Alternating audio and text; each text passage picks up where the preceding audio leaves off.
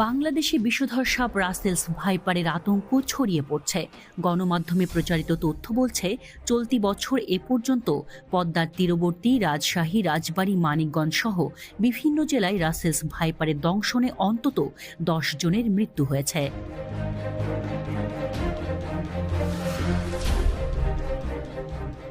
Russell's viper ভারতীয় উপমহাদেশের 4টি বড় সাপের একটি। ব্রিটিশ শাসনামলে ভারতে কাজ করতে এসেছিলেন স্কটিশ সার্জন প্যাট্রিক রাসেল। 1796 সালে তিনি এই সাপ সম্পর্কে গবেষণা করেন। তার নাম অনুসারে এই সাপের নামকরণ করা হয় রাসেলস ভাইপার।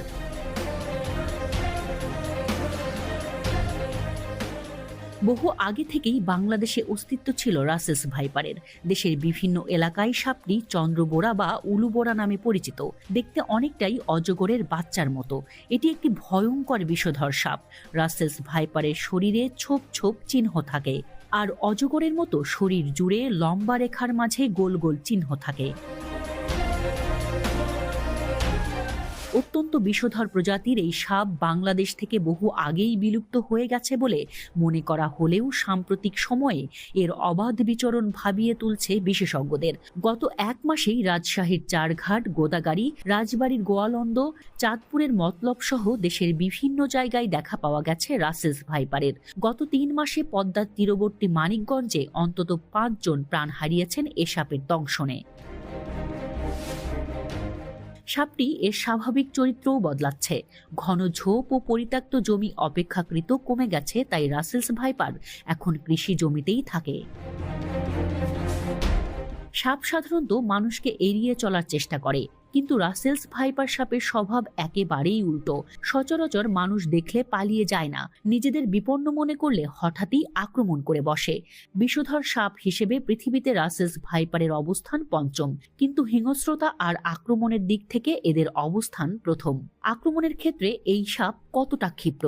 1 সেকেন্ডের 16 ভাগের 1 ভাগ সময়ের ভেতরে কামড়ের সম্পূর্ণ প্রক্রিয়া সম্পন্ন করতে পারে।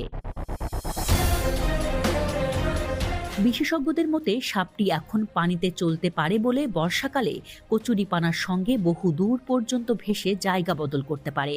চট্টগ্রামের ভেনম রিসার্চ সেন্টার তাদের ওয়েবসাইটে জানিয়েছে, শুধু বাংলাদেশ নয়, ভীষণ রকমের বিষাক্ত রাসেলস ভাইপার আছে ভারত, ভুটান, থাইল্যান্ড, কম্বোডিয়া, চীন ও মিয়ানমারে। এ সাপ সাধারণত ঘাস, ঝোপ, বন, ম্যানগ্রোভ ও ফসলের খেতে বাস করে।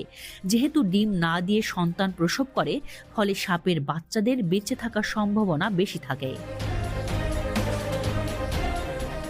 রাসেলস ভাইপারের বিষের প্রতিক্রিয়ায় আক্রান্তের রক্তক্ষরণ হয়, হৃৎপিণ্ডের সমস্যা দেখা দেয়, কিডনির কার্যকারিতা বন্ধ হয়ে যায়। ফলে যেসব রোগী আক্রান্ত হয়ে হাসপাতালে চিকিৎসা নিতে আসেন, তাদের শতকরা প্রায় 30% মারা যান। অন্যান্য সাপে কাটা রোগীদের তুলনায় রাসেলস ভাইপারের দংশনে মৃত্যুর হারও বেশি।